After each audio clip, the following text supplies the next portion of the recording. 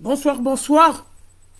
C'est ma première fois de faire une vidéo live en direct sur Facebook. C'est ma première fois.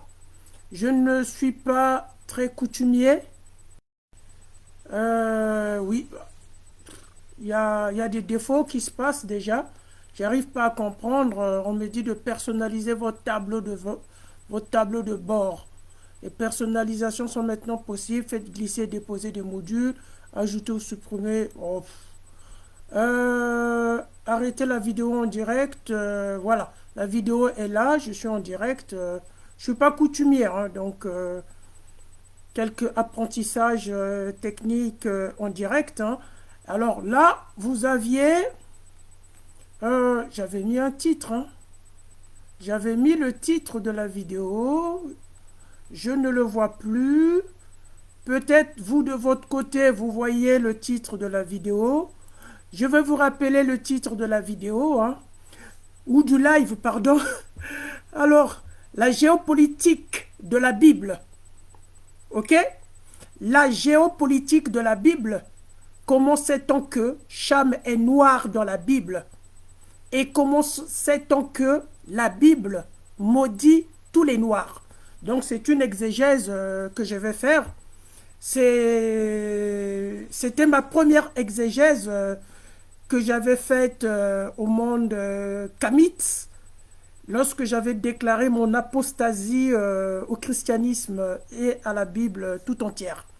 Et donc au niveau des kamites, j'avais fait cette première exégèse, hein, que j'aimerais partager avec vous pour bien comprendre que la Bible n'est qu'un ramassis.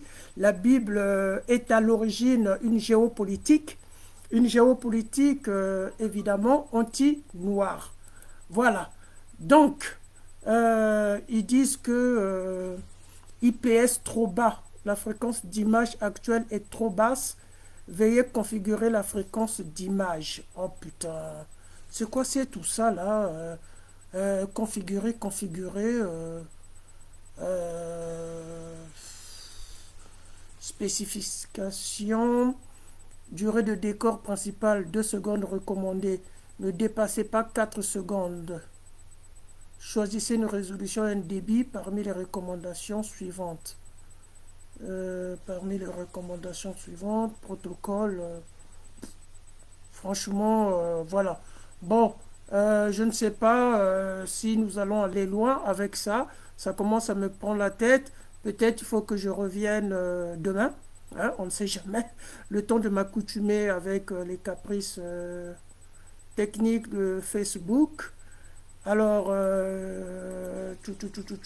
je vais vous faire passer une chanson, le temps que je réfléchisse.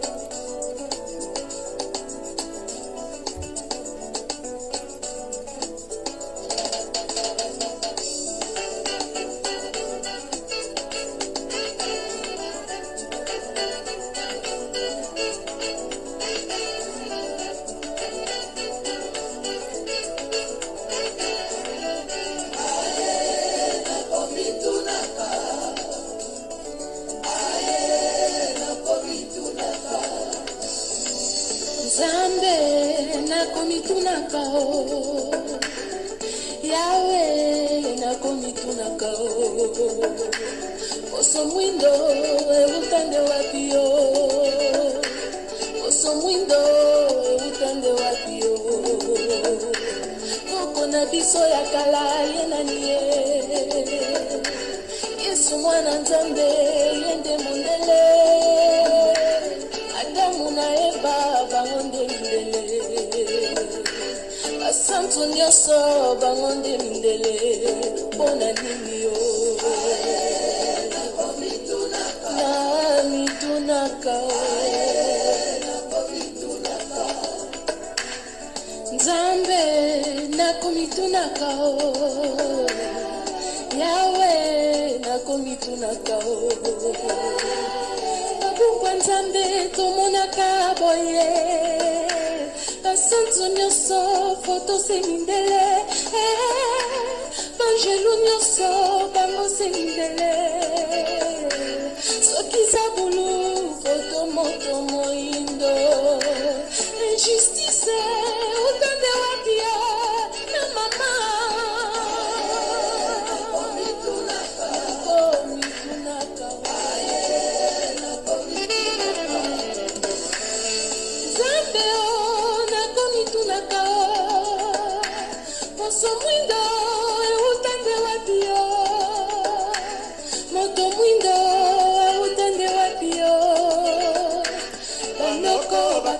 biso mayele boye ikepo bakoko bango baboyaka isa bakoko bango bandimaka te kasi na ndako nzambe biso tomonaka tokosambela chapele na maboko tokosambela bikeko bitondi ndako kasi bikeko yango seninga ye mpona nini nzambe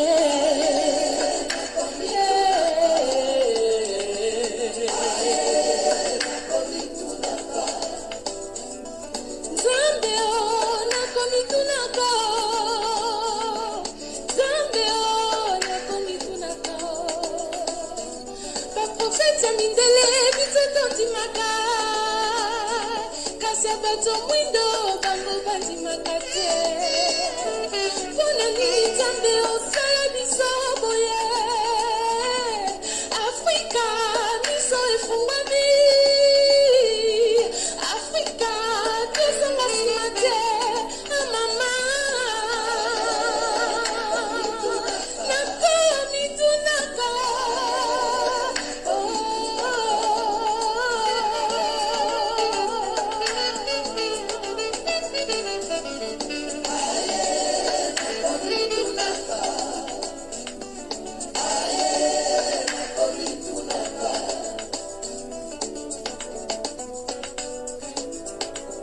Ma fille, tu sais, une prophétie s'accomplit, même après des générations.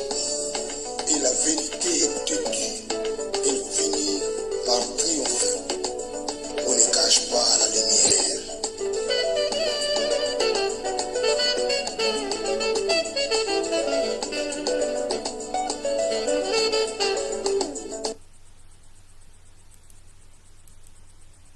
Oui, merci. Enfin, merci. Alors, je ne sais pas si actuellement il y a des personnes qui regardent ce live, hein, je ne sais pas. Dans tous les cas, ce live va être publié.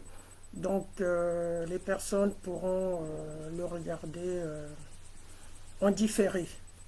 Donc, je rappelle le thème de ce que je vais présenter, hein, c'est la géopolitique de la Bible. Comment sait-on que Cham est noir dans la Bible? Et comment sait-on que la Bible maudit tous les noirs? Alors, pour bien vous expliquer que Cham est noir, que la Bible maudit tous les noirs, effectivement, nous allons nous baser de Genèse, du livre de Genèse, chapitre 9. Ok? Dans le livre de Genèse, chapitre 9, hein, dès le premier verset, on nous parle de la table des nations. Ok? En fait, c'est la table des nations qui se profile en fait à l'horizon. Dès le premier verset, hein, chapitre 9, verset 1, je vais vous lire. Hein. Dieu bénit Noé et ses fils. Il leur dit, soyez féconds, multipliez-vous, remplissez la terre. Dieu bénit Noé et ses fils. Il leur dit, soyez féconds, multipliez-vous, remplissez la terre. Et toujours dans Genèse chapitre 9, hein, la Bible se répète dans son verset numéro 7 en disant « Et vous soyez féconds, multipliez-vous, devenez très nombreux sur la terre. » Oui, multipliez-vous. Donc, vous êtes d'accord avec moi, il s'agit bien de la table des nations. Pourquoi? Parce qu'effectivement, à un moment donné, un peu plus en amont, Dieu regretta d'avoir fait l'homme, hein, parce que l'homme, il était violent, il n'écoutait pas Dieu. On a déjà précédemment la désobéissance de Ève qui va entraîner Adam. Donc à un moment donné, Dieu s'en rendit compte que les hommes ne l'obéissaient pas et il va décider de faire un déluge. Le déluge, c'est un déluge qui va emporter toute vie sur terre. Écoutez bien mes amis, même les animaux, même les oiseaux, c'est des innocents. Je ne sais pas quel péché les animaux ils avaient commis, quel péché les oiseaux ils avaient commis, mais est-il que le Dieu Yahweh de la Bible, hein, il décida de détruire toute vie sur terre. Et il va décider de détruire toute vie sur terre par noyade. Vous comprenez? Le déluge des eaux, c'est ça, par noyade, à partir des pluies très torrentielles. Ok?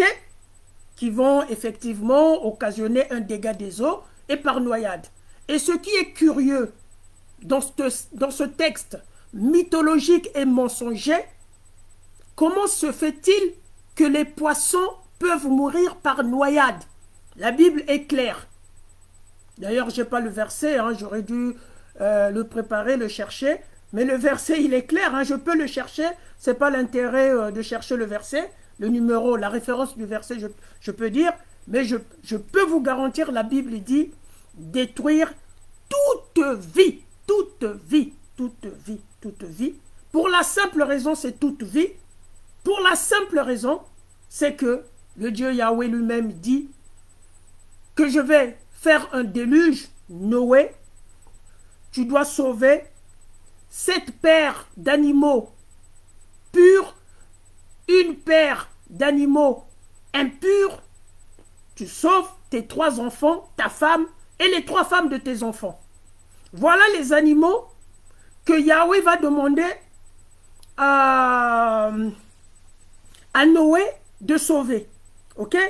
C'est pas la peine que je vous donne la référence du verset. Hein. Je sais que je parle aux chrétiens, je parle aux musulmans. C'est des gens qui connaissent la Bible. D'accord? Donc, on a la preuve. Yahweh dit ce qu'il faut sauver. Yahweh donne l'ordre, ce qu'il faut sauver. Ce qui revient à dire, en dehors de ce qui a été sauvé dans l'arche, toute vie, en fait, a été détruite par Yahweh. Donc nous sommes bien dans la table des nations. Vous voyez comment je suis lent. J'essaye d'expliquer qu'il s'agit bien de la table des nations. C'est-à-dire que les nations vont être peuplées à partir des enfants de Noé, c'est-à-dire les 3 enfants, et de leurs 3 épouses. C'est-à-dire chacun avait une épouse. 3 enfants, 3 épouses. Ok? On est bien dans la table des nations.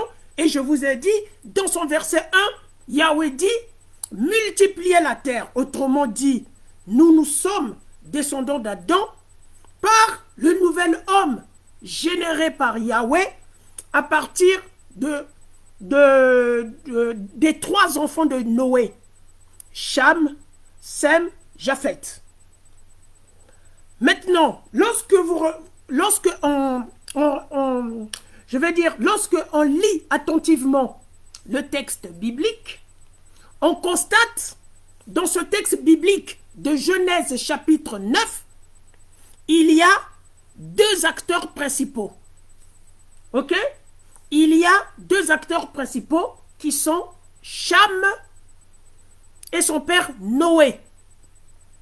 Japheth et Sem ne sont pas des acteurs principaux. Donc le texte met l'accent sur Cham et Noé. J'espère que vous comprenez tout ça. Hein? Ok? Pourquoi? Cham et Noé, parce que c'est les 2 qui jouent un rôle, un scénario dans Genèse chapitre 9.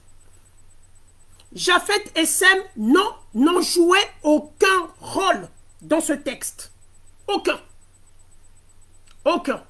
Donc on voit bien, les acteurs principaux de Genèse chapitre 9, c'est Cham et Noé. Voilà comment se constitue la géopolitique biblique négrophobe. Négrophobe. Il faut bien comprendre la Bible. Hein? D'accord? Nous sommes bien dans la table des nations. Hein? Ok? Donc les nations vont être formées par Japheth, Sem et Cham.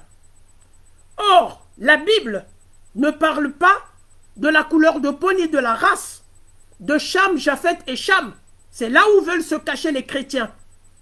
Parce qu'il n'y a pas de couleur de peau, on ne peut pas dire que Cham est noir. C'est malheureux. C'est malheureux. La Bible nous démontre Cham est noir. Hein? Ce n'est pas parce que la Bible ne parle pas de la couleur de peau de Cham que la Bible ne démontre pas Cham est noir. Ok les amis? Alors, si vous prenez la définition de Cham, Cham veut dire noire ou bien peau brûlée au soleil. C'est la même chose. Une peau brûlée au soleil est noire. Donc les noirs étaient appelés soit. En fait, la traduction qu'on fait, hein, c'est une traduction. Cham, quand on dit cham, ça veut dire noir, qui est la même chose de la peau brûlée au soleil.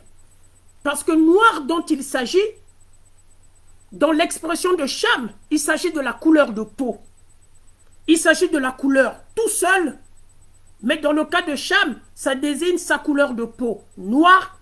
Et voilà pourquoi ça veut aussi dire peau, peau brûlée au soleil. Donc c'est bien la peau dont il s'agit. Ok?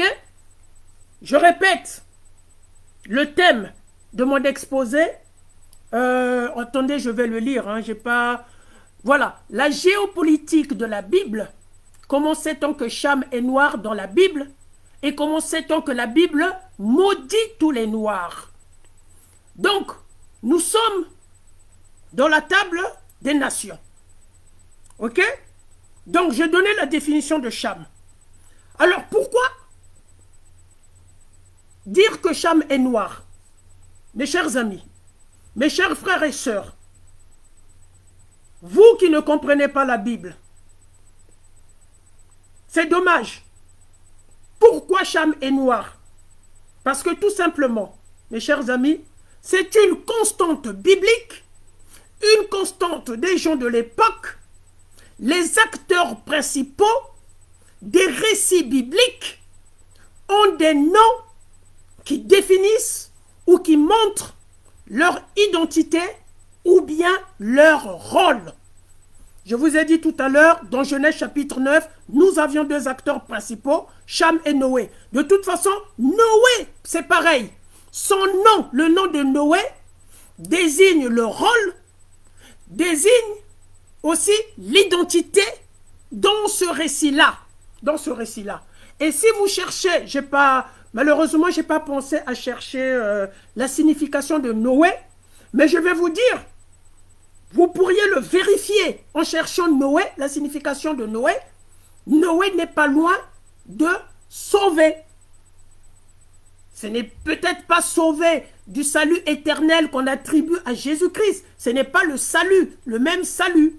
Mais dès lors qu'il a sauvé les gens du déluge, alors que le Dieu Yahweh a voulu détruire toute vie sur terre, Noé a une signification de sauver ou une signification analogue. Et si vous cherchez la définition de Noé, vous allez comprendre que je suis quelqu'un, je ne comprends pas toute la Bible, mais croyez-moi, j'espère que vous allez me croire. Je répète, hein, il est une constante dans la Bible. Les acteurs principaux des récits bibliques prennent effectivement les noms qui leur sont attribués, définissent leur rôle ou leur identité. Je vais donner des exemples. Hein. D'accord? Jacob, il va s'appeler plus tard Israël. Mais lui, à la différence, il n'est pas né Israël. Il le prend après. Mais ça définit le rôle qu'il a eu dans un acte de combat avec Dieu, dont les Juifs et les chrétiens nous disent l'ange de Dieu. C'est bien dit qu'il a combattu avec Dieu, mais comme c'est gênant, on nous dit le Dieu qu'il s'agit, il faut le comprendre comme l'ange de Dieu, parce que c'est gênant de combattre avec Dieu. Effectivement, la Bible est claire, il a combattu avec Dieu, mais les exégèses nous disent c'est l'ange de Dieu. C'est pas grave, j'accepte. Abraham va devenir Abraham. Voilà le rôle de sa mission. C'est le père de la multitude des nations. C'est une constante biblique. Ok? Sarah, c'est pareil.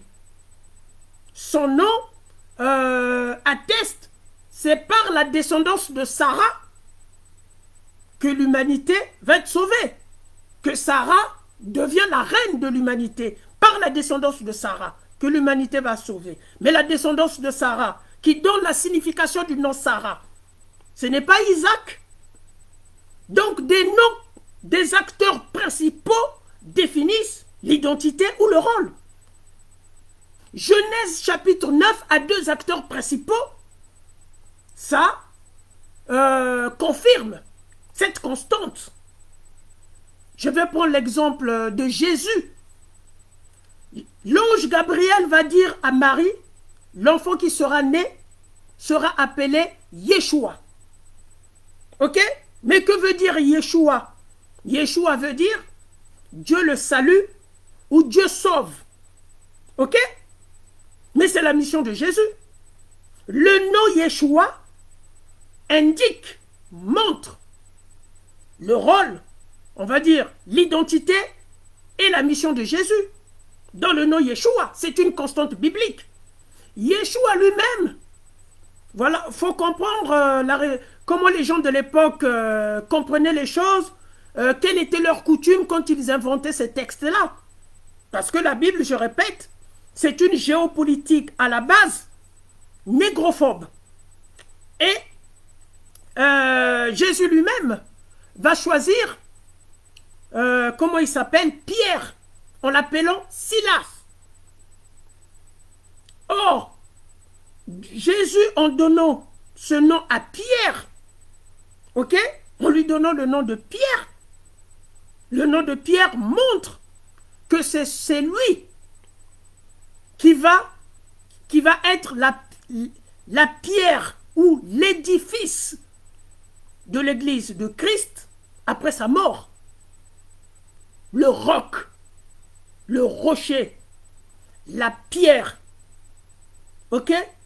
Bien qu'il ne soit pas l'angle, la pierre angulaire, c'est pas lui la pierre angulaire, mais c'est pas grave. Mais le nom de Pierre, c'est ça.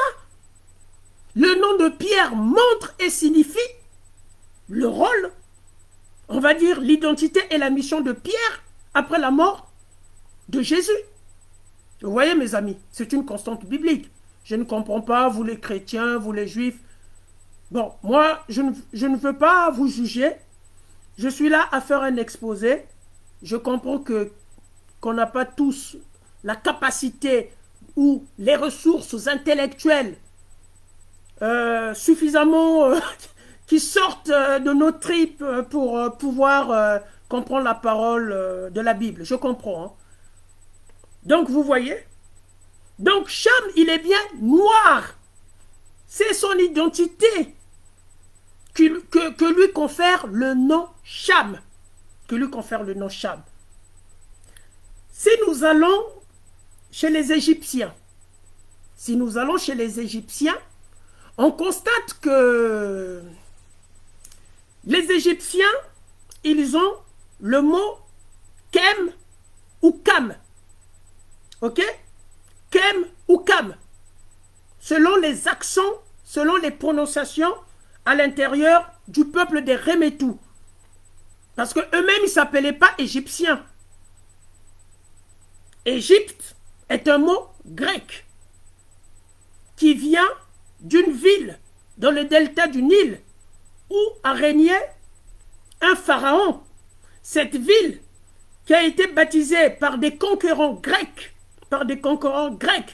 après que les pharaons soient tombés par des vainqueurs perses, hein, avant l'arrivée des conquérants grecs, ils étaient tombés par les vainqueurs perses, les conquérants grecs arrivent, ils vont convertir une ville au nom de l'Égypte. Donc, aujourd'hui, avec la colonisation, ils ont donné le nom Égypte au pays tout entier. Ok? Mais eux-mêmes, c'était des Remétou.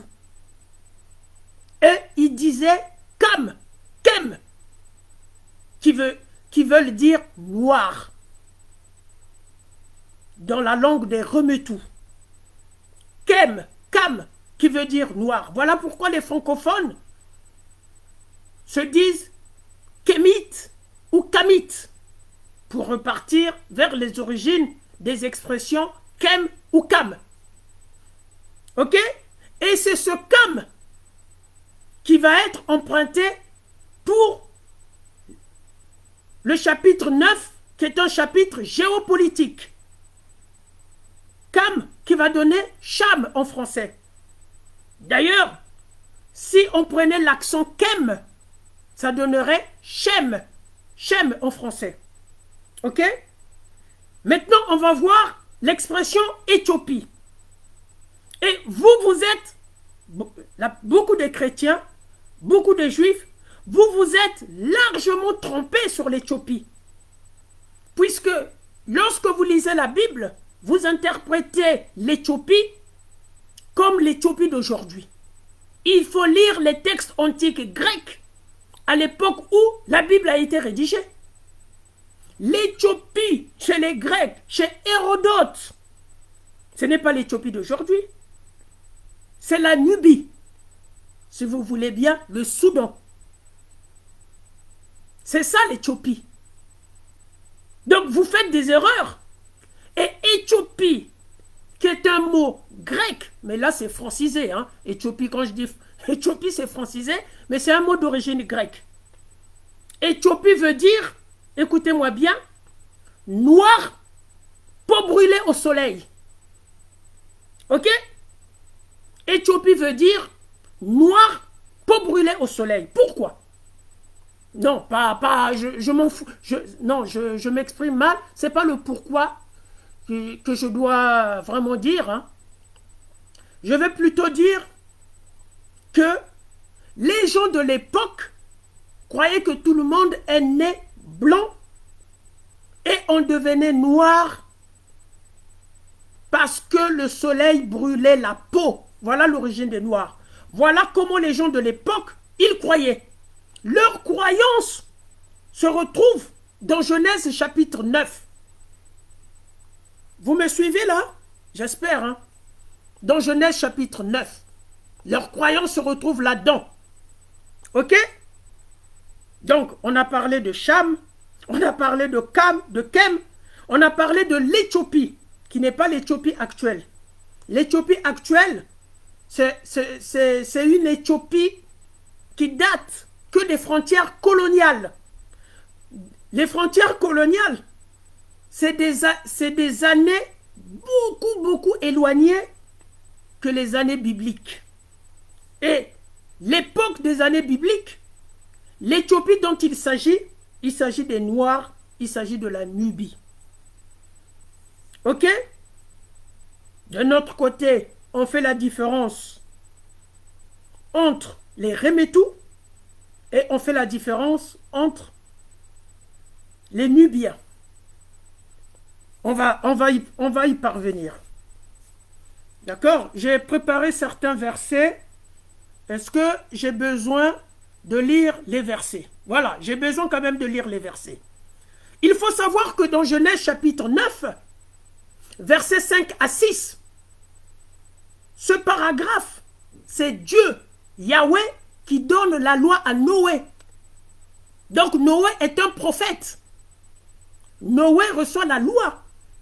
Puisque les Juifs, les chrétiens nous disent, le premier prophète, c'est Moïse. Pour moi, le premier prophète n'est pas Moïse. Je ne sais pas pourquoi il dit c'est Moïse.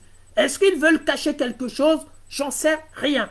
Mais est-il que Dieu donna la loi à Noé? Genèse chapitre 9, versets 5 à 6. D'ailleurs, il donna une recommandation à Noé pour sauver l'humanité.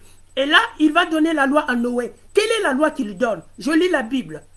Quant au sang, votre principe de vie, j'en demanderai compte à tout animal et j'en demanderai compte à tout homme. À chacun, je demanderai compte de la vie de l'homme, son frère.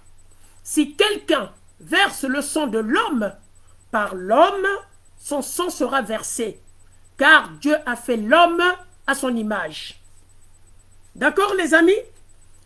Après avoir donné la loi à Noé, Dieu va sceller l'alliance, une alliance avec Noé.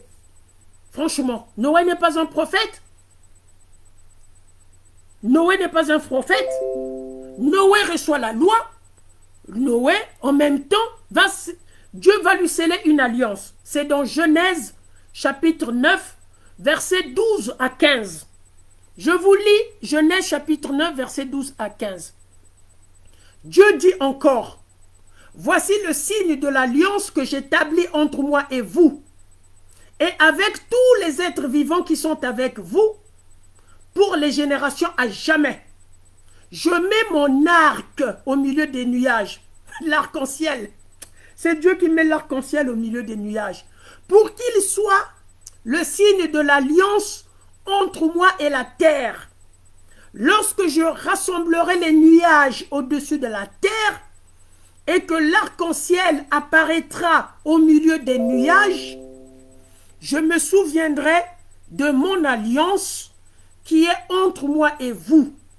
Et tous les autres vivants, les eaux ne se changeront plus en déluge pour détruire tout être de chair. Donc ici, vous voyez, non seulement il reçoit l'alliance, l'alliance c'est le signe de l'arc-en-ciel. Lorsqu'il y a l'arc-en-ciel au milieu des nuages, c'est comme ça que Dieu rappellera son alliance à Noé.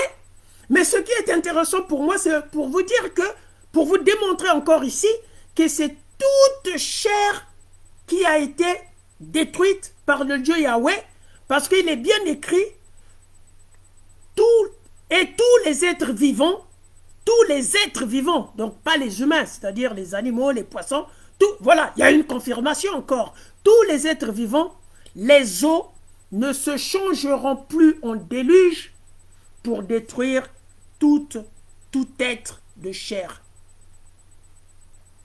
Donc, comme vous pouvez le constater, mesdames, mesdemoiselles, messieurs, nous avions là Noé, qui n'est pas n'importe qui reçoit la loi de Dieu, et Dieu établit une alliance avec lui.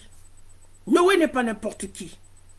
Maintenant que je vous ai expliqué, Cham veut dire noir, peau brûlée, que ce nom, le fait que Cham soit un acteur, l'un des acteurs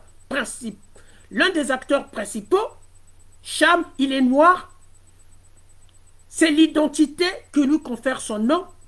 Noé, il est sauveur, c'est l'identité que lui confère son nom, parce qu'il a sauvé ceux qu'il a pu sauver selon l'ordre de Dieu du déluge. Pour cela, je vous invite, hein. Vous voyez, en plus je suis généreux, voilà, moi je parle avec preuve. Donc je vous invite tranquillement à chercher sur Google la définition de Noé. Et vous allez remarquer que son nom,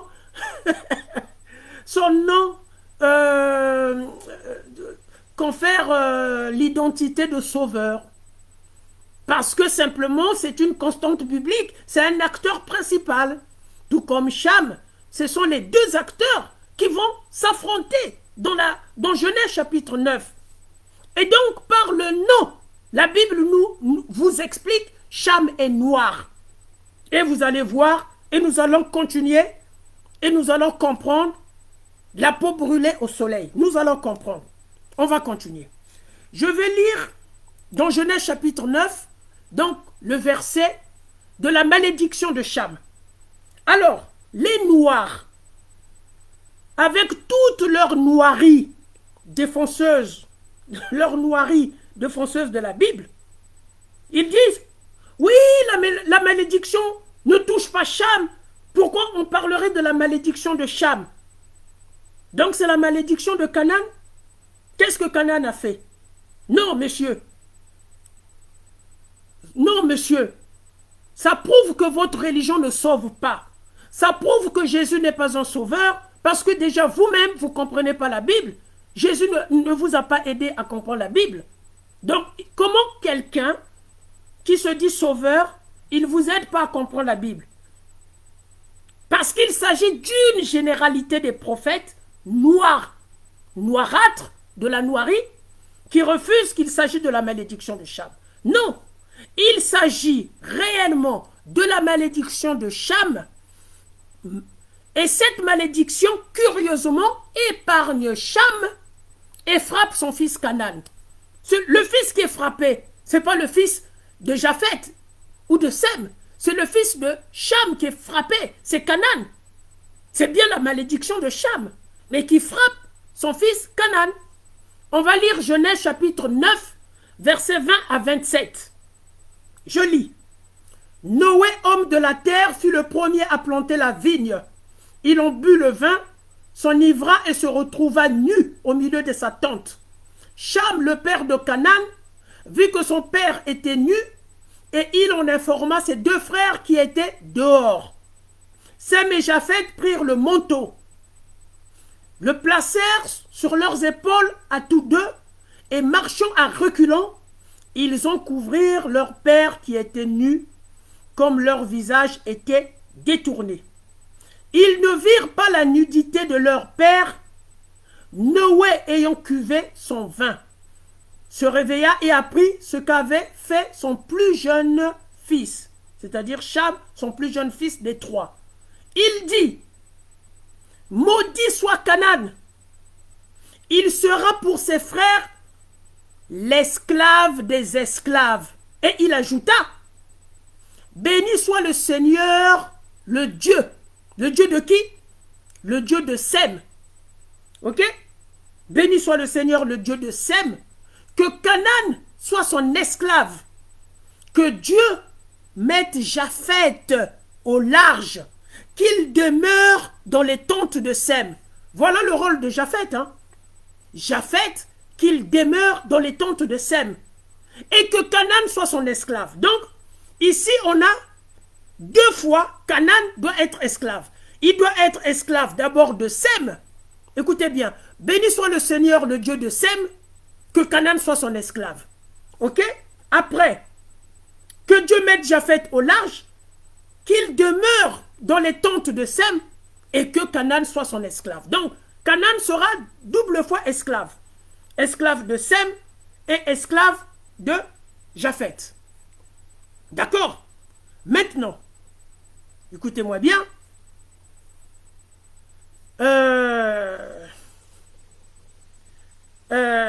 Ceux qui veulent dire, c'est pas la malédiction de Cham.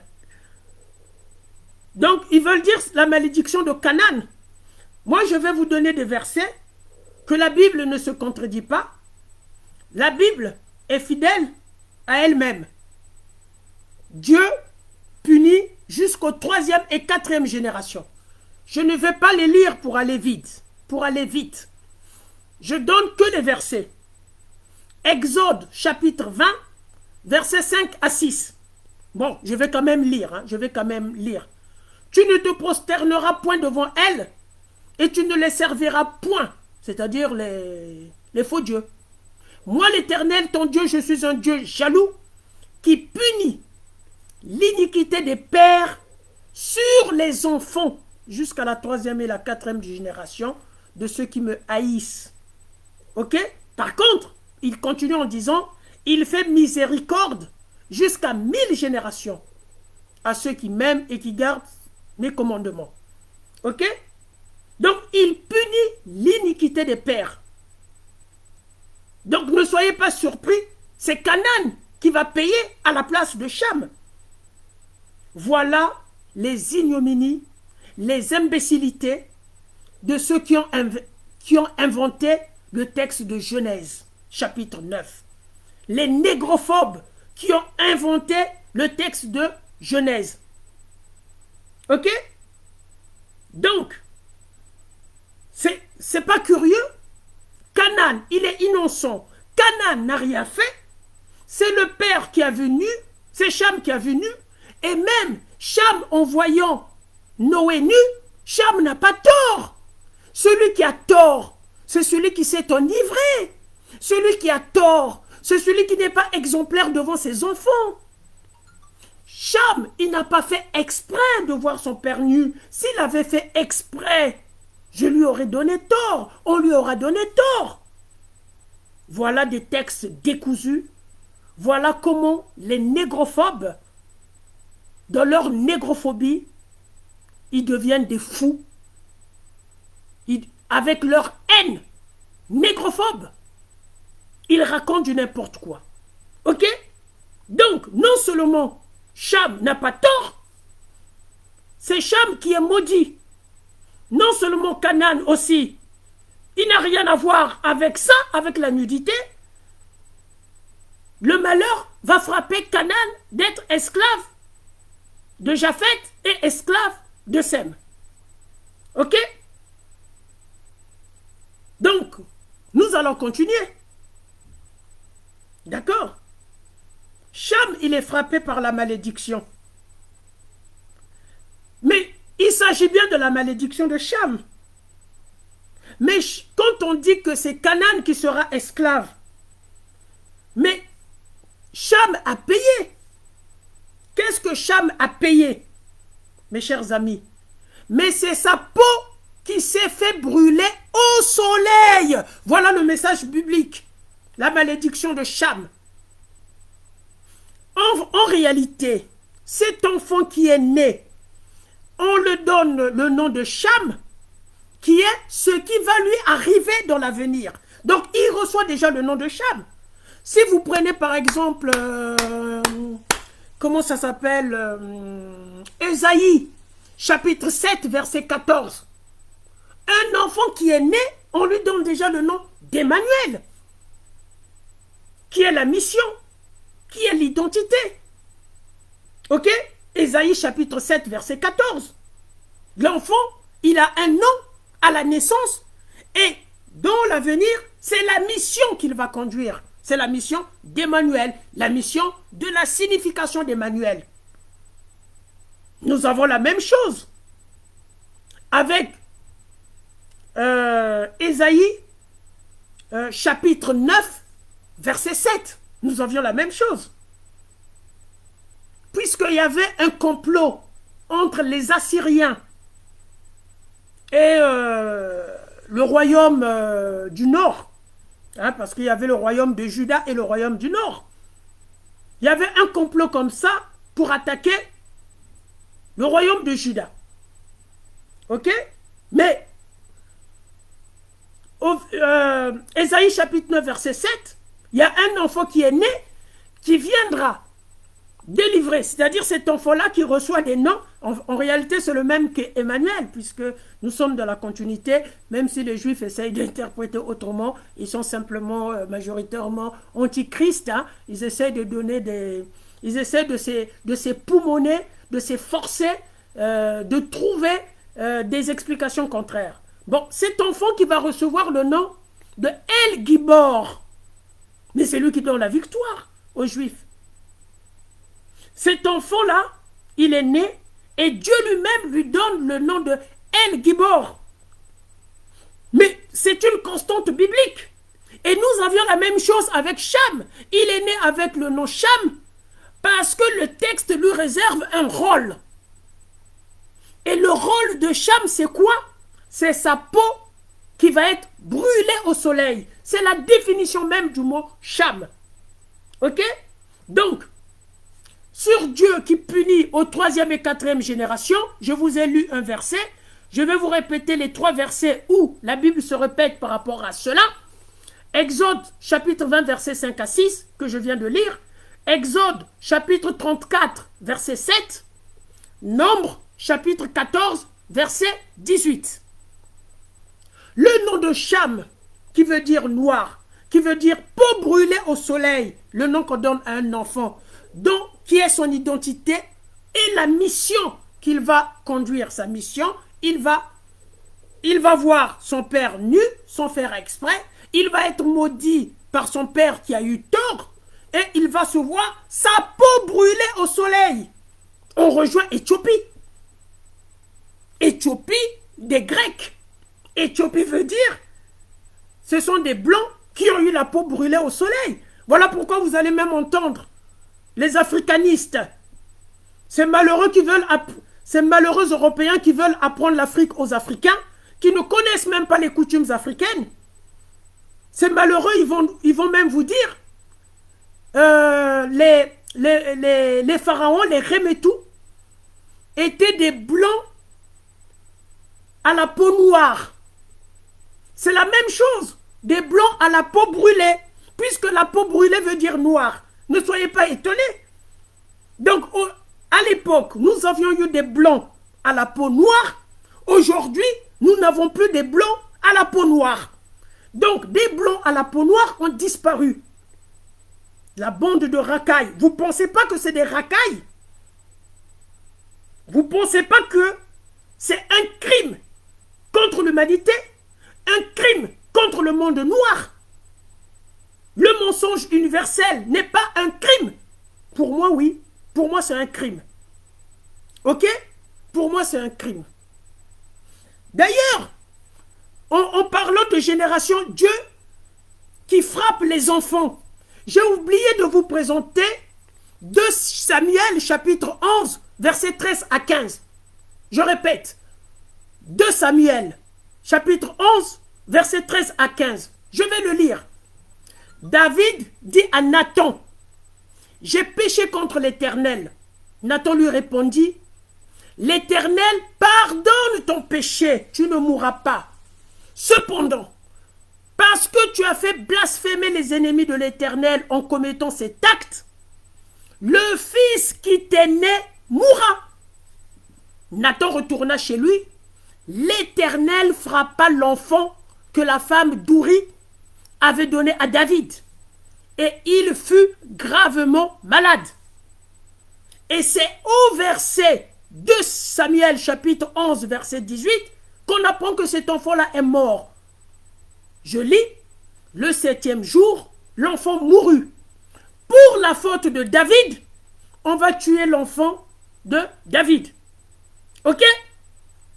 Mais putain, moi, je ne sais pas, la Bible ne demande pas suffisamment de ressources quand même. Je ne sais pas. Bon, moi, je n'ai pas à juger les gens. Je dois continuer. Donc, la malédiction de Cham, c'est ça.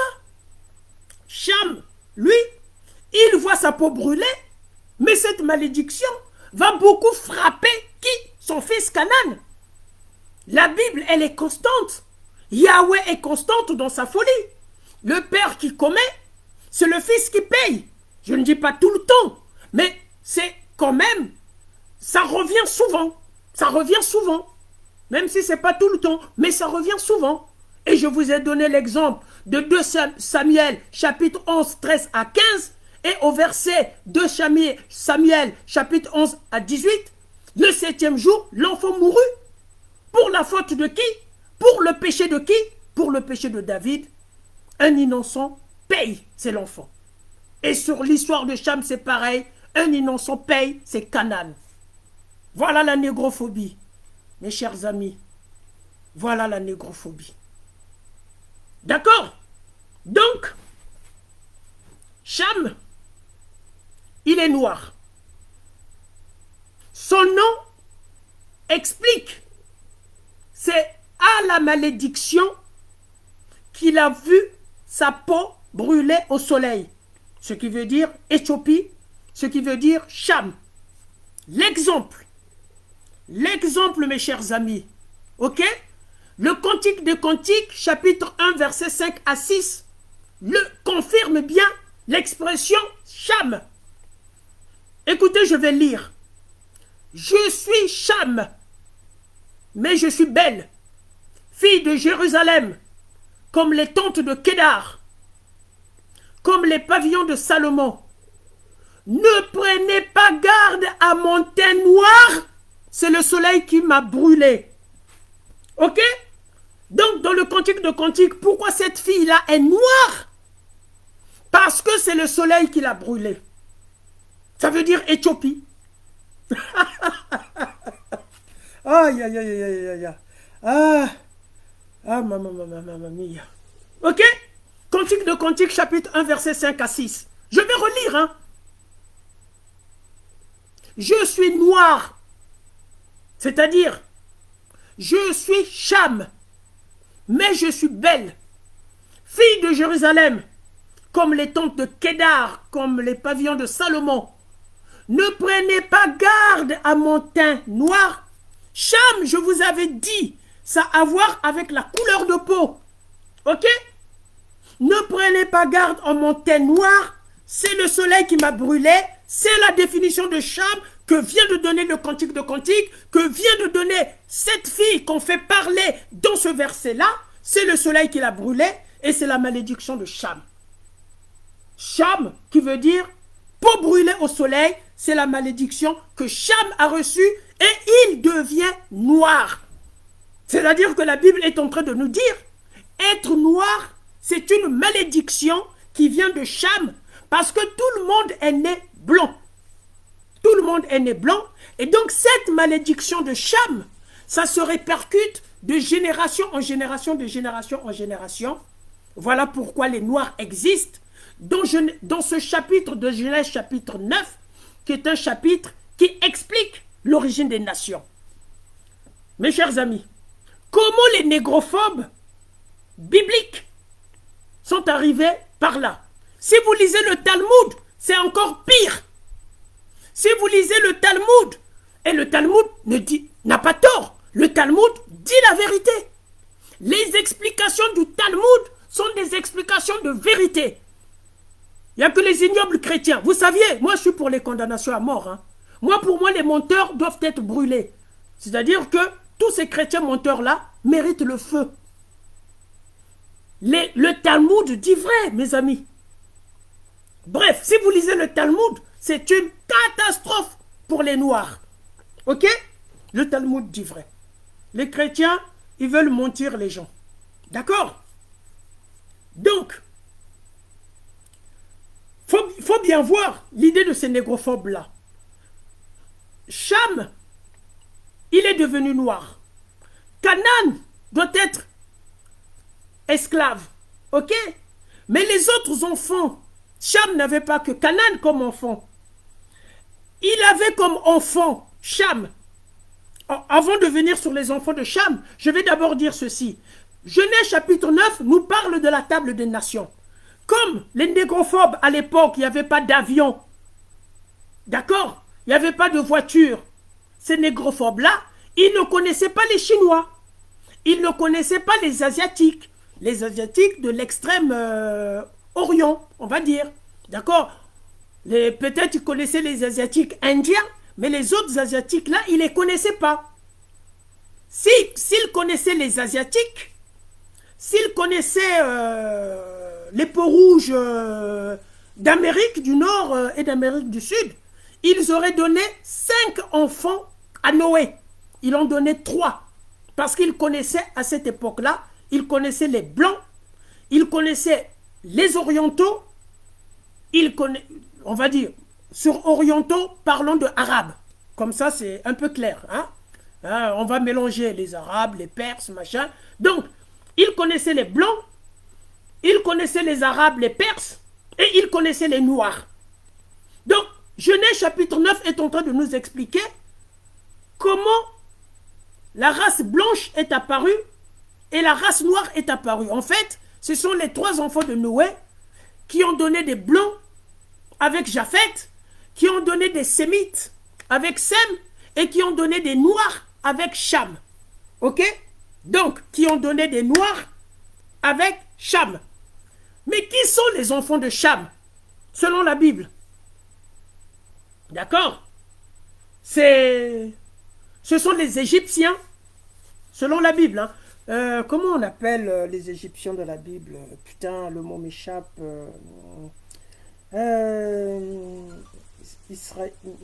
Misraïm, je pense. Misraïm. Je pense que c'est Misraïm. Un truc comme ça. Les Remetou, on les appelle, je pense, Misraïm. C'est l'enfant de Cham. Voilà les Noirs. Selon la Bible, les Blancs viennent de Japheth, les Sémites viennent de Sem, les Noirs viennent de Cham. Mais quels sont les enfants noirs de Cham? Les enfants noirs de Cham. C'est Misraïm, c'est-à-dire les Égyptiens. C'est Couche, c'est-à-dire au sud de l'Égypte, tout ce qui est Nubie. C'est... Oh bon, mais les noms m'échappent. Il y a un autre enfant, ça donne l'Éthiopie et le Yémen. Donc on peut dire que dans le Yémen à l'époque, il y avait des Noirs. Donc ces gens-là, qu'est-ce qu'ils voient?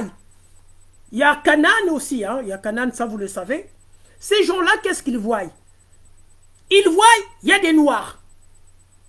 C'est-à-dire qu'ils voient des Égyptiens. Les Égyptiens sont noirs. Ils disent, voilà la descendance de Cham, la malédiction de Cham.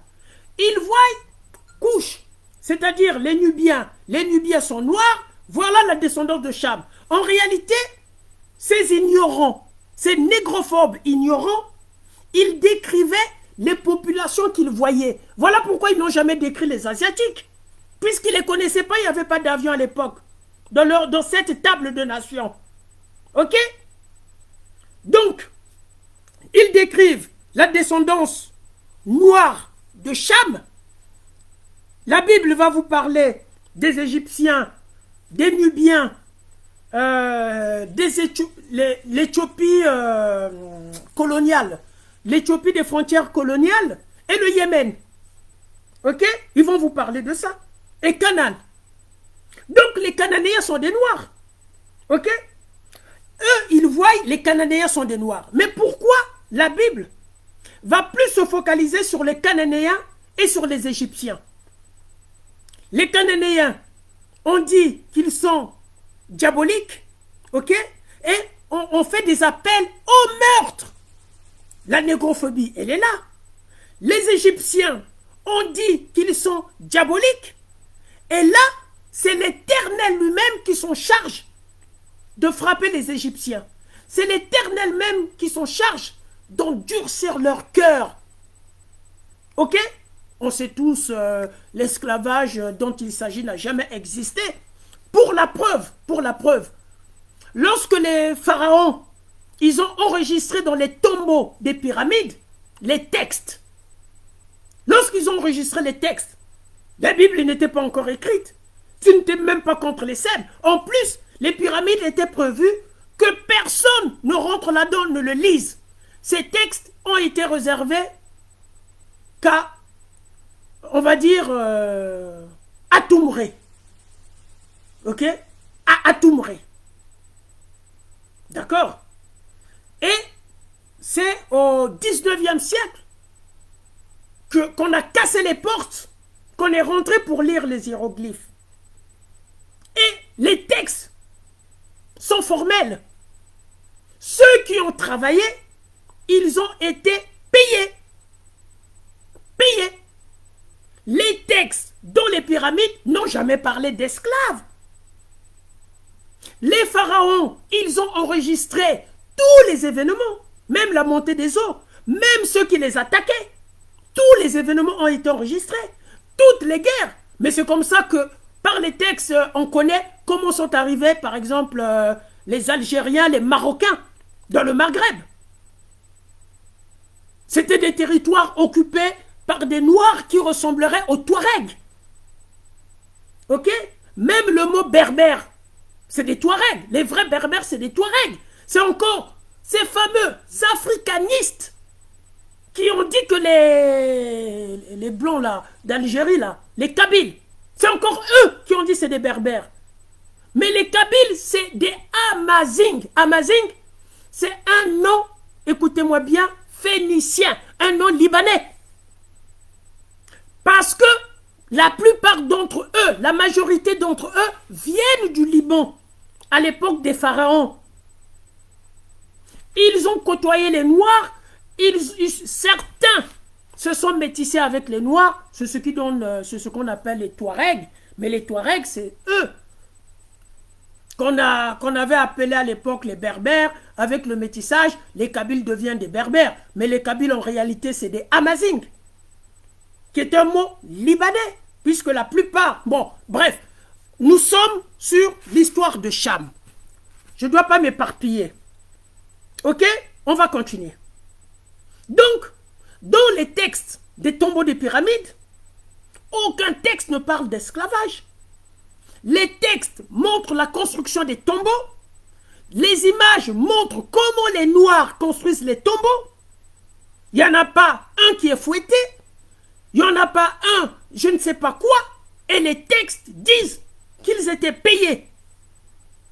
Après, probablement, on peut imaginer qu'il y avait des volontaires. Qu'il y avait des gens qui se soumettaient au roi. Être volontaire, peut-être, bon, on ne peut pas savoir. Mais ce qui est sûr, nous pouvons que raisonner par rapport au texte laissé par les pharaons. D'accord? On ne peut plus imaginer l'histoire, on ne peut plus repartir en arrière. Si les textes sont incomplets, on ne sait pas. Mais est-il que les gens étaient payés? Ok? Donc l'histoire de l'esclavage, c'est du mensonge. Mais pourquoi il a été écrit contre les Égyptiens? C'est la négrophobie. C'est la haine contre les Noirs. Simplement, on invente des histoires pour justifier la géopolitique. On invente des histoires pour préparer la géopolitique. Quelles sont les histoires qui sont inventées? Mais c'est l'histoire de Noé. Avec Canaan. On voit les Cananéens sont des Noirs, on invente des histoires sur eux. On voit des Égyptiens sont des Noirs, on invente des histoires sur eux. Mais ça justifie que les conquérants grecs puissent envahir ce territoire-là. Ça justifie que certains orientaux, ou peut-être les Judéens, puissent ravir les territoires des Cananéens. Allez-y en Israël.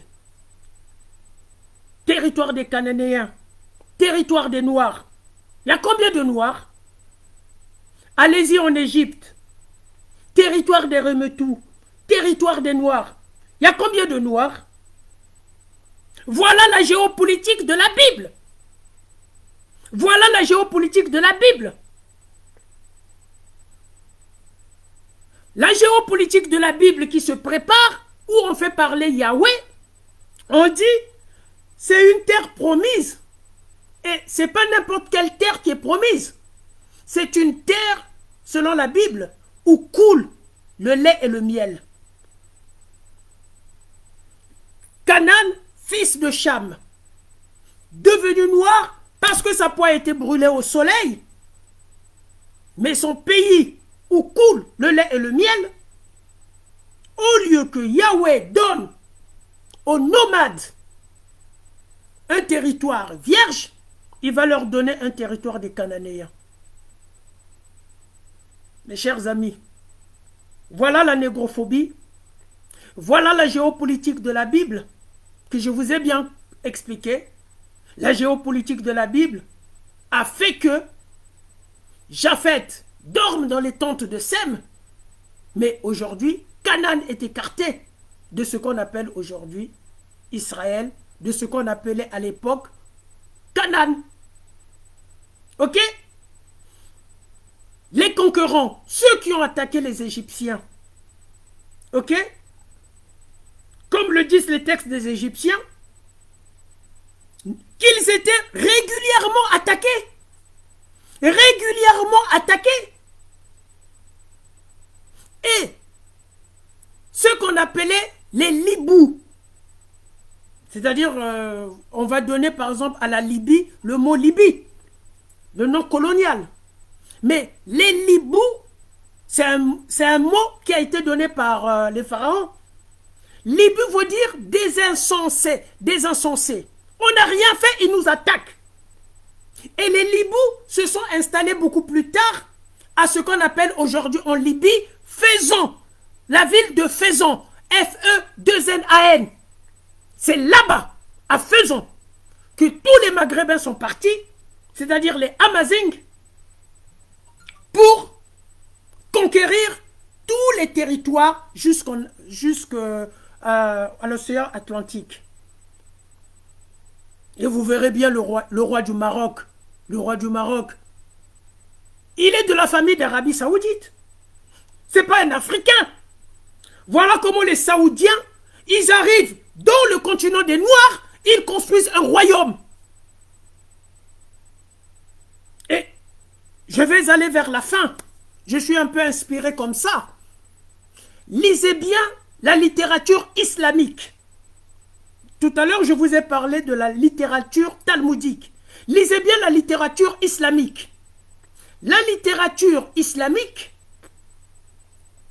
après la mort de Mohammed, parce que en fait, la littérature, tout le monde le sait, hein, les hadiths datent un siècle et demi et jusqu'à 2 siècles après la mort de Mohammed. Hein. Tout le monde, moi j'ai pas... Tout le monde le sait. Et à cette époque-là, d'accord, quand les savants musulmans écrivent les hadiths, la même époque, ils ont écrit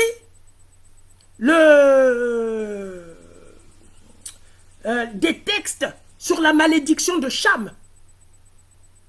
Tous les textes islamiques. Vous allez me dire, tiré du Talmud, je m'en fous. Mais c'est quand même des textes islamiques. Tous les textes islamiques parlent que les Noirs sont maudits. Tous les textes islamiques sur la malédiction de Cham. Sur la malédiction de Cham. Tous les textes islamiques. Ok?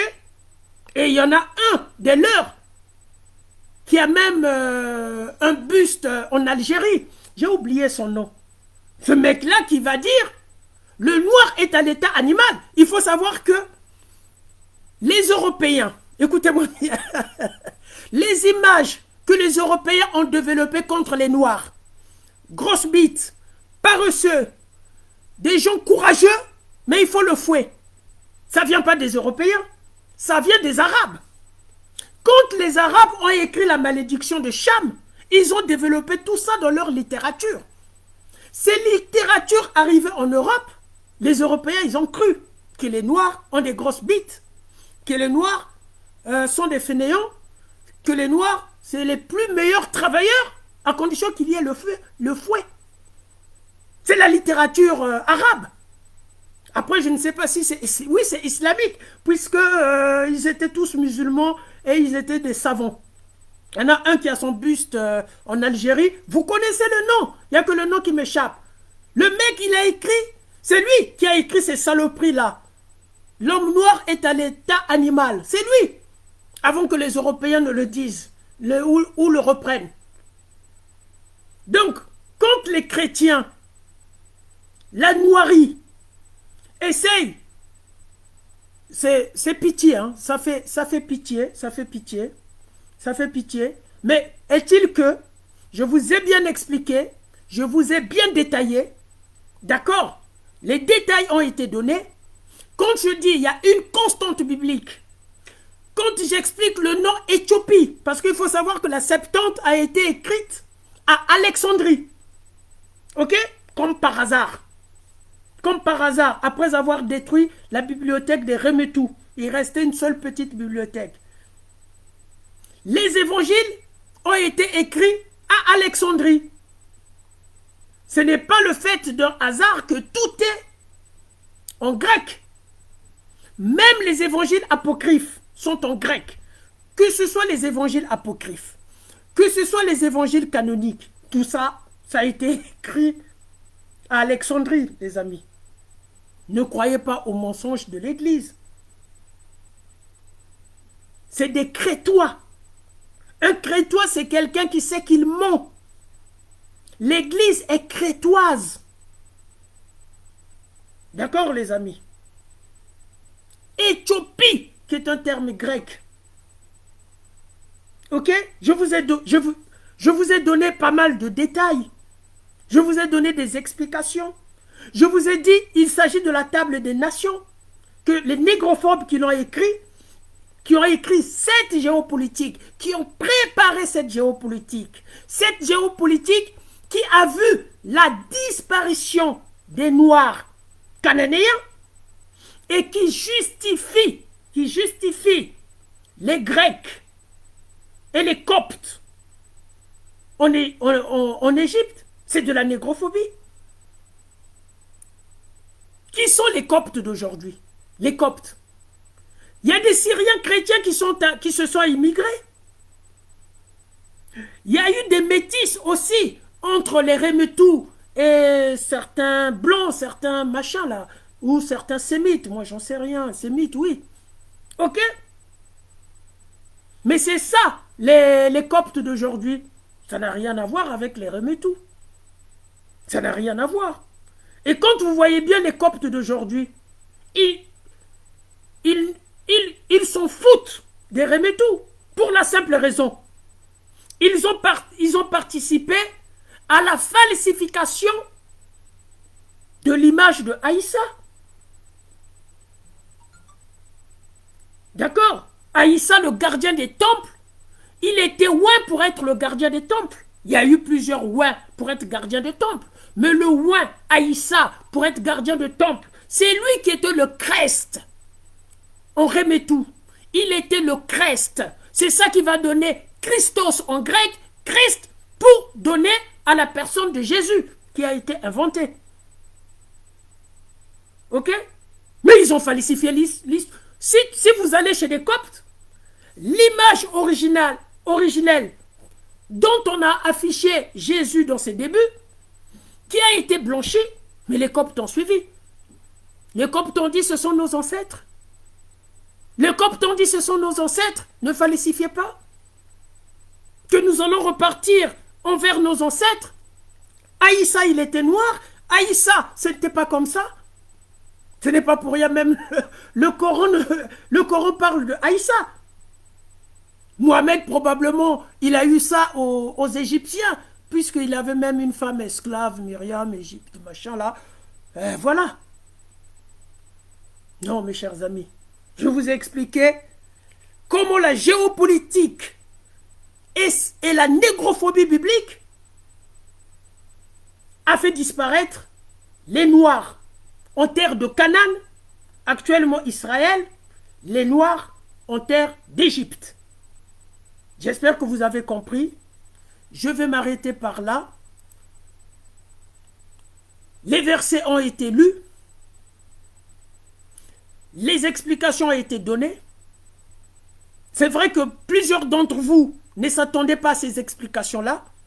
Simplement, vous n'aviez pas, à mon sens, de ressources intellectuelles suffisantes pour pouvoir bien décortiquer le message. Pour ceux qui ne l'ont jamais décortiqué, je sais qu'il y a des gens qui sont meilleurs que moi, qui l'ont déjà décortiqué. N'oubliez pas, il y a une constante de la Bible. Je vous ai donné l'exemple. Ésaïe chapitre 7, verset 14. Ésaïe chapitre 9, verset 7. Jésus lui-même qui va dire, ton nom maintenant est Pierre. Parce que Pierre, c'est lui qui va jouer le rôle principal. C'est pourquoi on lui change le nom. Il y en a qui reçoivent les noms à la naissance. C'est Ésaïe chapitre 7, verset 14. C'est des constantes bibliques comme ça. Ok? Cham, c'est le rôle qu'il va jouer dans le récit. Noé, c'est le rôle qu'il va jouer dans le récit. Japheth et Sem qui ne jouent pratiquement aucun rôle, puisque le message principal de Genèse chapitre 9, le message principal, c'est la malédiction de Cham. Automatiquement, je sais qu'il y a eu déluge. Déluge, c'est le message principal. Maintenant, quand on arrive sur la malédiction de Cham, voilà, Genèse chapitre 9, qui nous donne le message principal qui est la malédiction de Cham. C'est ça le message principal. C'est pourquoi Cham est un acteur important du récit. Tout comme Noé est un acteur important du récit. Lorsque les chrétiens vous disent, ce n'est pas Dieu qui a parlé, mais c'est des menteurs, hein. C'est Noé qui a parlé.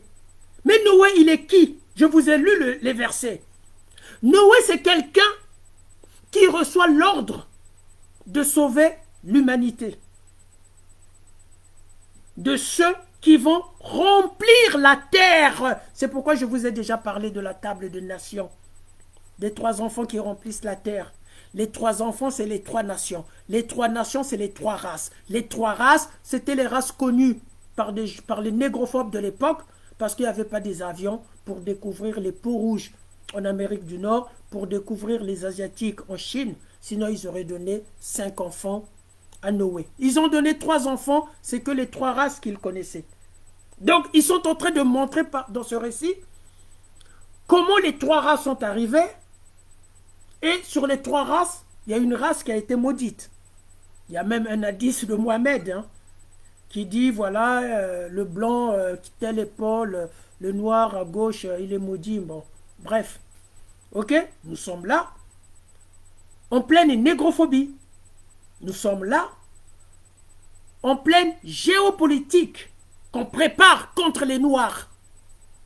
contre les Noirs connus de l'époque. Connus de l'époque. On invente des récits. C'est ce que vous croyez parole de Dieu.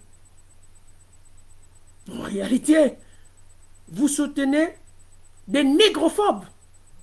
Vous êtes des marrons. Hein? Vous lisez un livre et vous soutenez la géopolitique des négrophobes. Où sont les Cananéens noirs aujourd'hui? Vous croyez que la Bible est historiquement vraie? La Bible exprime toute l'histoire? La Bible vous explique comment les Cananéens noirs ont disparu? La Bible vous l'explique. Putain. Mais il faut rechercher. Il faut faire des recherches. La Bible vous montre des signes. En justifiant la disparition des Cananéens, elle vous montre des signes. Il y a des appels au génocide, des appels aux crimes contre l'humanité, envoyés par Yahweh. Je n'ai pas préparé ces versets-là, mais vous lisez bien la Bible, vous le saviez. Des appels au génocide. Vous trouvez que c'est normal? Simplement parce qu'ils descendent de Cham. Et pour les Égyptiens, parce qu'ils descendent de Cham, il fallait endurcir leur cœur. Parce qu'ils descendent de Cham, on a inventé qu'ils avaient traduit des peuples en esclavage. On a inventé qu'ils avaient traduit des peuples en esclavage. Mes chers amis, je vous ai parlé des textes dans les tombeaux des pyramides, où tout a été enregistré, tous les événements importants, la montée du Nil, la guerre, les Hyksos, la reconquête de l'Égypte, les attaques des Perses. Les ancêtres africains ont souffert. Qu'est-ce qu'ils avaient fait de mal? Je vous ai donné l'exemple. Grâce aux textes dans les pyramides, d'où viennent les Maghrébins? On ne devrait même pas les appeler les Berbères. Bon, Berbères aussi, ça leur convient. Ça vient de barbare, alors ça les convient, puisque les Rémétous les ont dit Libou. C'est des Libous, qui veut dire des insensés, qui nous attaquent sans raison, qui nous attaquent pour s'installer sur le territoire. Jusqu'à ce qu'ils se sont installés à Faison, d'accord, qui n'est pas le territoire contrôlé par les Rémétous. Et c'est de Faison qu'ils sont partis sur tout le bord de la Méditerranée jusqu'à l'Atlantique. Mais dans les textes des pyramides, on ne parle pas de l'esclavage. Voilà la négrophobie. On dit que l'un des enfants de Cham, c'est-à-dire les Égyptiens, a traduit en esclavage les Sémites. Or, leur Bible dit c'est les Cananéens qui doivent être esclaves. Mais c'est vrai que leur Bible ne dit pas que tous les enfants de Cham seront esclaves. Mais il démontre que les Cananéens doivent être esclaves comme étant la parole donnée par Yahweh. Mais cependant, ils ont été esclaves des abominables égyptiens. Ok? Je vais terminer maintenant pour vous dire que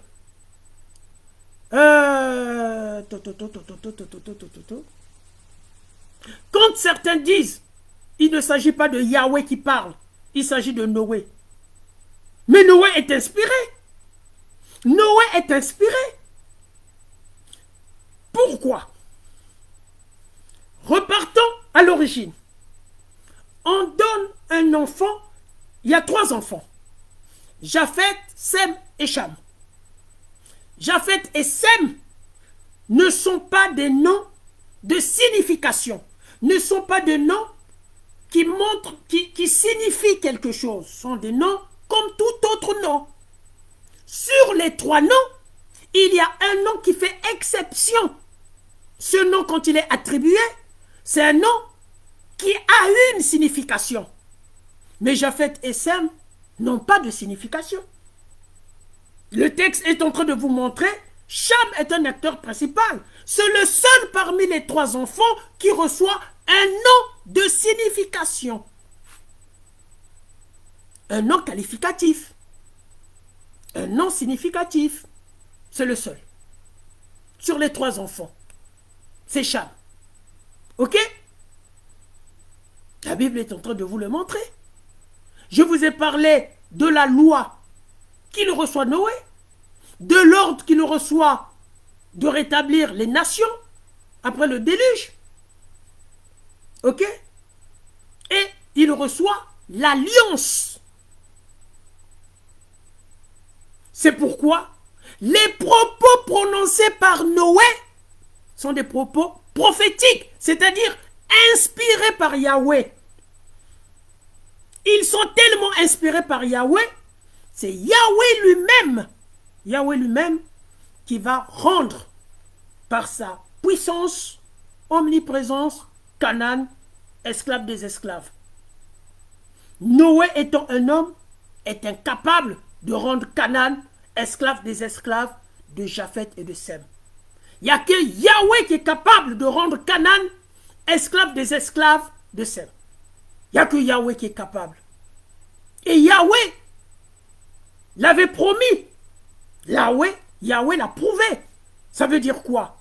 Les propos prophétiques prononcés par Noé sur la malédiction de Cham, ces propos sont inspirés par Yahweh.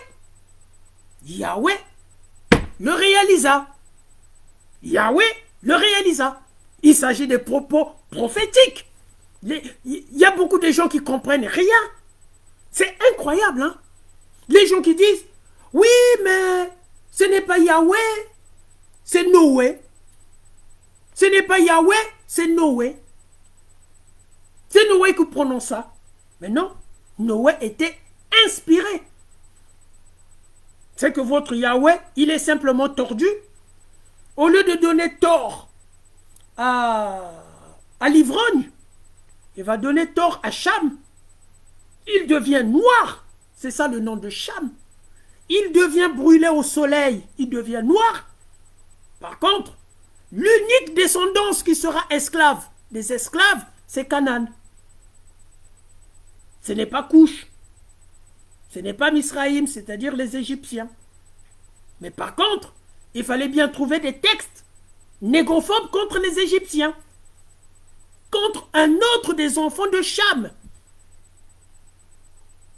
Ok? Donc je vous ai expliqué la géopolitique. Ne touchez pas Couche. La géopolitique touchait Canaan, touchait les Remétou. On voit, là il y a des Noirs, on développe la géopolitique, on prépare des textes négrophobes.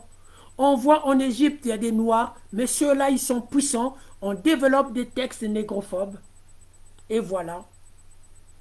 Le Noir a disparu dans le pays de Canaan. Le Noir a disparu en Égypte. Fin de citation.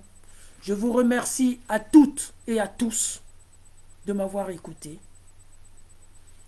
Je ne suis pas coutumier de faire les vidéos. Je peux faire d'autres exégèses de la Bible. Je suis moi-même un ex-chrétien. Au moment où j'étais chrétien, mes chers amis, croyez-moi, je n'avais pas lu la Bible avec vraiment un esprit hyper critique. C'est en discutant avec les Kémites que je me suis rendu compte, il me faut bien lire la Bible, comprendre la Bible. Déjà l'histoire de Cham, je l'entendais, mais c'était pour moi, lire cette histoire, la comprendre, c'était de démontrer le bon côté de cette histoire. Malheureusement, j'ai bien compris le message de la Bible, l'esprit critique que j'ai eu sur le texte biblique. J'ai compris que ces textes sont inventés par des négrophobes. Et quand on va plus loin dans l'histoire des Grecs, dans les textes des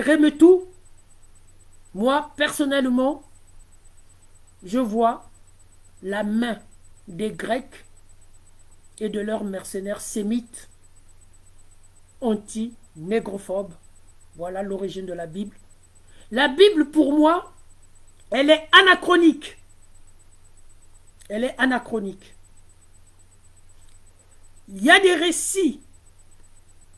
C'est-à-dire que la Bible, il y a des récits vrais, des histoires qui ont existé, qui ont été récupérées par la Bible, remodelées par la Bible, c'est-à-dire modifiées par la Bible. Des histoires qui existaient, ils ont modifié, ils ont mis le nom de Yahweh parmi ces histoires, des histoires africaines, des histoires mésopotamiennes. Voilà pourquoi on vous parle des lions, on vous parle des animaux africains là-bas, là-bas dans le désert. Bon, bref, la Bible, pour moi, c'est ça. C'est la main des Grecs. Et ils ont rendu anachronique. Ils ont dit, voilà pourquoi, regardez l'histoire d'Adam et Ève. Si vous datez Adam et Ève, on arrive à dater. Hein. Ok? Quand on prend la généalogie jusqu'à Abraham, hein, de Jésus, on arrive jusqu'à Abraham. Et d'Abraham, on sait que Noé a vécu 950 ans. Adam a vécu 950 ans. Quand on arrive à Adam, le monde a été créé, selon la Bible, 7000 ans avant Jésus-Christ. Selon la Bible, hein, 7000 ans avant Jésus-Christ. Or, Osiris, l'ancêtre Osiris, a existé plus de 12 000 ans avant Jésus-Christ. Si je ne m'abuse pas, c'est 20 000 ans avant Jésus-Christ. J'ai un petit trou de mémoire, hein, mais dans tous les cas, ce qui est sûr, c'est plus de 12 000 ans avant Jésus-Christ. Osiris a existé et il y a eu déluge. Les pharaons n'ont pas connu le déluge. Les pharaons n'ont pas enregistré le déluge. Puisque... Aïe, aïe, aïe, aïe, aïe, aïe, aïe, aïe. Prenons l'exemple de l'histoire négrophobe. Que les Sémites étaient des esclaves des Noirs. D'un enfant de Cham qui est Misraïm, c'est-à-dire les Rémétous. Prenons cet exemple négrophobe. Et Moïse, il va les libérer, mes amis. Or, maintenant, on dit la mer Rouge qui était séparée, ce n'est pas la mer Rouge actuelle. On peut traduire l'hébreu autrement. Ce n'est pas la mer Rouge actuelle. Pourquoi? Parce que quand vous séparez la mer Rouge, c'est des quantités, des hyper grandes quantités d'eau qui se soulèvent. Automatiquement, tu as des tsunamis qui vont aller assez loin. Donc scientifiquement, c'est gênant. Scientifiquement, c'est tellement gênant. Il y a encore des chrétiens, souvent des catholiques. Je vous dis, les africanistes sont des crétois. Je n'ai même pas, moi, c'est pas demain que j'aurai confiance à eux. Hein. Des crétois. Des gens qui mentent, qui savent qu'ils mentent. Des gens qui inventent des mensonges, qui savent qu'ils mentent. Le linceul de Jésus, c'est des crétois. Et les crétois, qu'est-ce qu'ils ont dit maintenant? Que ce n'était pas la mer Rouge. Effectivement, scientifiquement, c'est impossible, il n'y a pas eu de tsunami. C'était le delta de Niger. Le delta de Niger, c'est quoi? Tu as un fleuve qui quitte l'Afrique, qui passe par l'Éthiopie, etc., et qui traverse, et arrivé en Égypte, ce fleuve s'appelle le Nil. D'accord? À un moment donné, ce fleuve, entre le canal de Suez et la Méditerranée, ce fleuve se sépare en deux. Et c'est cette région qu'on appelle le delta du Nil. Ok? Et Ramsès, il faut savoir que le premier palais, Osiris, son palais, il était vers la Nubie en fait. Ok? Et bon, après, beaucoup de palais étaient dans le sud de l'Égypte. Hein. Mais Ramsès, lui, il avait ramené le palais dans le nord de l'Égypte. Ok? Donc, dans le delta du Nil. Donc, dans le delta du Nil, Et donc, regardez bien, hein, le Nil se sépare, ça s'appelle le delta. Je vais mettre mes mains comme ça, là. Et donc, ici, non, là. Donc, ici, c'est le palais de Ramsès. Ça, c'est le delta. OK? Donc, ici, c'est le palais de Ramsès. Comme quand ils disent que c'est le fleuve, il y a eu un vent périlleux qui a séparé le fleuve en deux. Si c'est le fleuve qui a été séparé en deux, soi-disant, ils ont fait des simulations sur ordinateur. C'est complètement ridicule. Hein. Les vraies simulations, pour moi, c'est la pratique. Bref, en fait, la pratique justifie la simulation sur les ordinateurs. Hein. Pour moi, c'est en tant que scientifique, c'est comme ça que je vois les choses. Hein. Après, donc, automatiquement, s'ils ont traversé l'autre bras du Nil, donc ils étaient de l'autre côté là. Donc ils étaient pour traverser le Nil. Donc eux, s'ils traversent le Nil en fuyant, ils vont se retrouver devant qui? Mais devant les soldats de Pharaon. Puisque le palais était par exemple de ce côté-ci. Donc, si eux, ils traversent le Nil, donc ils sont obligés d'aller en face du palais. Donc là aussi, c'est gênant. Mais comment ça se fait que les soldats de Pharaon se sont noyés alors que vous vous êtes retrouvés, vous avez fui en allant en face? Ok? Après, ils ont dit... non, voilà, c'est ça. C'est ça. Donc l'histoire même que c'est pas la mer Rouge qui a été séparée parce que scientifiquement on peut pas. Scientifiquement c'est gênant. Certains catholiques, les Crétois, allez sur Google, hein, vous allez voir que c'était au delta du Nil. Sauf qu'au delta du Nil, les pharaons ne peuvent pas être noyés. C'est plutôt les fuyards qui vont se retrouver devant les soldats des pharaons. Donc tout ça c'est des histoires montées. Tout ça, c'est que de la négrophobie. Voilà, je pense que j'ai tout dit. Mes chers amis, cette fois-ci, je m'excuse. Au revoir, à bientôt. Peut-être la musique, qu'on termine en musique.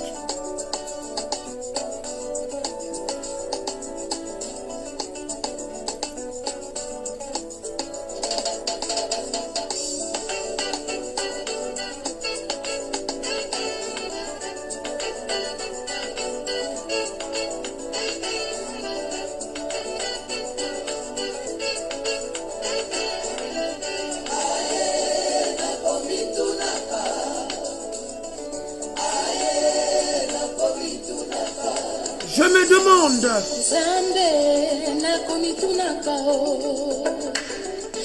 Mon Dieu, je me demande.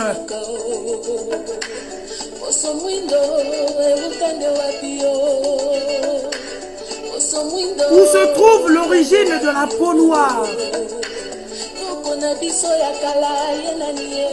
Qui est notre ancêtre originel?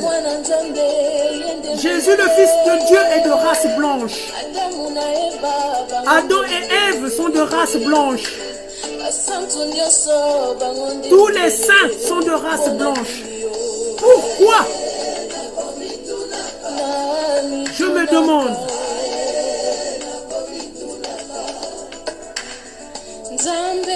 Mon Dieu, je me demande. Yahweh, je me demande. Dans les livres liturgiques, nous voyons ceci. Toutes les photos sont pour des saints blancs. Tous les anges sont blancs. Pour le diable, la photo est celle d'un noir. D'où provient cette injustice? Je me demande.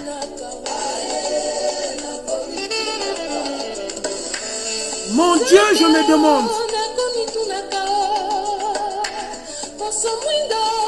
Où se trouve l'origine de la peau noire?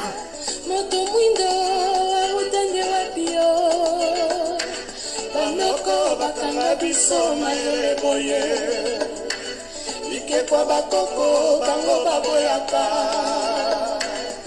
ya bakoko bango bandimaka te kasi na ndako nzambe biso tomonaka tokosambela chapele na maboko. Bon mais voilà. Salut, votre frère ANK.